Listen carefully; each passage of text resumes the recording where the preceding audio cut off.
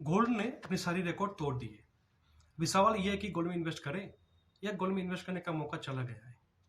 आज इस वीडियो में हम बात करेंगे गोल्ड की इस प्राइस मूवमेंट की, जानेंगे कि गोल्ड का डिमांड सप्लाई डायनामिक्स क्या है, आगे क्या हो सकता है, उसके बारे में भी बात करेंगे। तो अगर हम गोल्ड का प्राइस के बारे में बात करें 2024 के फरवरी से 2025 के सितंबर तक, इन 18 months gold is given 7% return, यानी कि गोल्ड का दाम दुगना हो गया है। पिछले 100 सालों में गोल्ड ने इतना रिटर्न इतने कम समय में कभी नहीं दिया। तो gold has given a very good return in this last 18 months. अभी there are many agencies who are telling कि नेक्स्ट ईयर 26 तक गोल्ड का प्राइस 1,50,000 क्रॉस कर लेगा। कोई ये बोल रहा है कि 2030 तक आने वाले 5 साल में गोल्ड का प्राइस अभी जो पॉइंट है उससे डबल हो जाएगा, यानी कि 3 लाख तक पहुंच जाएगा गोल्ड। तो हम क्या करें एंड विल इट हैपन? इसीलिए हमको जानना पड़ेगा कि हिस्ट्री क्या है, हिस्टोरिकल प्राइसिंग क्या है।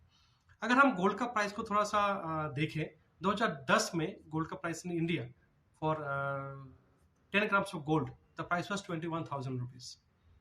अभी 2025 में गोल्ड का प्राइस हो गया 1,30,000 के पार। तो इन 10 years only gold is given 6 times return.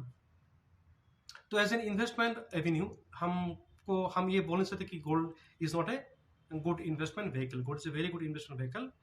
Gold is also a like cushion product.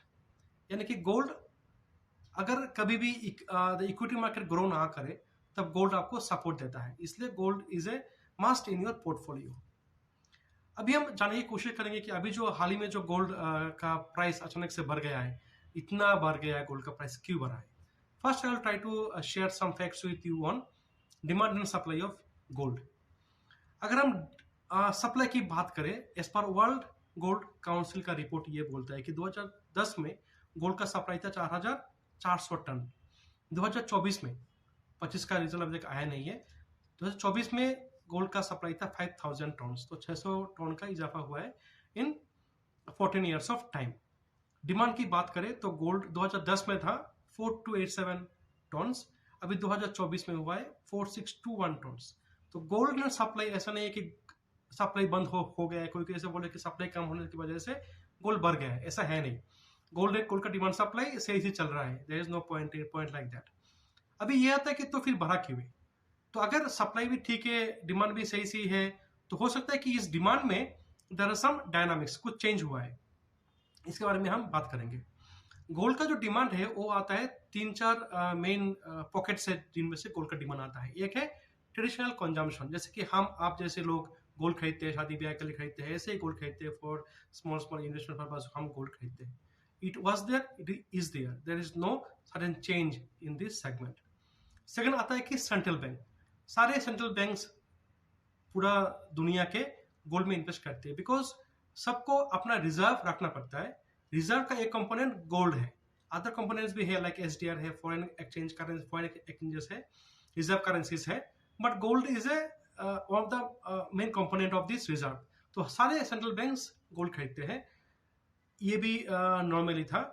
India ने 64 टन गोल्ड खरीदा मार्च 2025 से सितंबर 2025 तक, only in 6 months 64 ton gold खरीदा इंडिया के आरबीआई ने।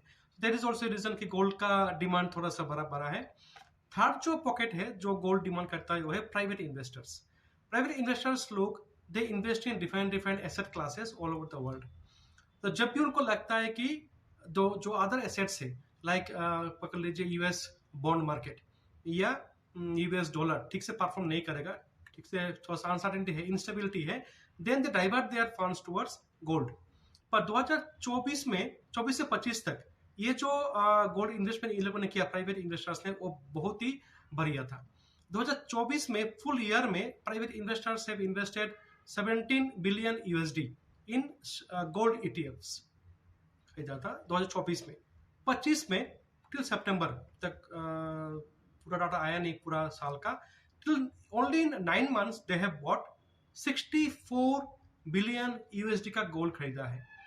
तो 24 से 25 तक एक साल के अंदर 4 टाइम्स गोल्ड बाइंग बढ़ा दिया है प्राइवेट इन्वेस्टर्स ने। This is also reason for sudden surge in the gold price. जो चौथा पॉकेट है वो नया है, वो पहले था ही नहीं, ये अचानक से मार्केट में घुसा है and then they are asking demanding gold. There is crypto currency. एक कंपनी है यूएस का टीथर बोल के, they have launched a new crypto currency backed by gold. Generally क्या होता है कि क्रिप्टो करेंसी जो होता है वो किसी से बैक नहीं होता, it is not backed by any company like Indian rupee, like USD. Crypto currency किसी भी गवर्नमेंट से बैक्ड अप नहीं होता, ये चलता है on trust. But now they have launched one coin, crypto coin उन्होंने लॉन्च किया है जिसको they are backing by gold. So for that they are buying huge quantity of gold. From 2004 से सेकेंड क्वार्टर से आज तक, इन 1.5 year they have bought 60 tons of gold they have bought. So this is a new demand which is created in the last 1 year. अभी सवाल ये आता है कि आगे में गोल्ड बढ़ेगा, ये डिपेंड करता है ये आपको आंसर मिलेगा अगर आप जो दो बायर्स है, private investors in crypto currency, उनका फ्यूचर ट्रेंड देखे। तो प्राइवेट इन्वेस्टर्स को अगर लगे कि बाकी जो एसेट क्लासेस है वो स्टेबल नहीं है, दे कैन बाई और they can invest more in gold, demand बढ़ेगा। अगर क्रिप्टो करेंसी वाले और इसको छोड़ के, टीथर को छोड़ के, if some new crypto currency joins the race to launch gold backed crypto coins, then they will also buy और इन्वेस्ट इन गोल्ड। तो अगर ये दोनों गोल्ड की बाइंग बढ़ाते हैं तो गोल्ड का बाइंग और भी ज्यादा बढ़ेगा इन कमिंग डेज। इसलिए गोल्ड का जो प्राइस आगे जाने की जो चांसेस है ये ज्यादा है। पर अभी क्योंकि गोल्ड बहुत ही हाई प्राइस में है, करेक्शन पहले भी हो चुका है, 2013 में करेक्शन हुआ है, 2017 में गोल्ड प्राइस करेक्शन हुआ है, 2021 में गोल्ड प्राइस करेक्शन हुआ है, 25 में बढ़ गया, अभी तक करेक्शन हुआ नहीं। तो correction is expected as per the experts, correction हो सकता है। होने से भी करेक्शन 5% 10% जैसे करेक्शन हो गया, ऐसा नहीं होगा कि गोल्ड का प्राइस कम के हाफ आ जाएगा, ऐसा हुआ नहीं कभी in past. I don't know क्या होगा आगे, बट पास्ट ट्रेंड्स ऐसा कुछ कहता नहीं है कि गोल्ड का प्राइस हाफ हो चुका है कभी भी। It is always rising since the beginning. तो इसलिए you can think of gold as an investment. If you are suspicious कि स्केप्टिकल हो कि क्या करना है, तो you can start a SIP, small amount you can keep on investing in gold, ताकि अगर मार्केट कुछ करेक्शन होता भी है तो आपको नुकसान ज़्यादा नहीं होगा।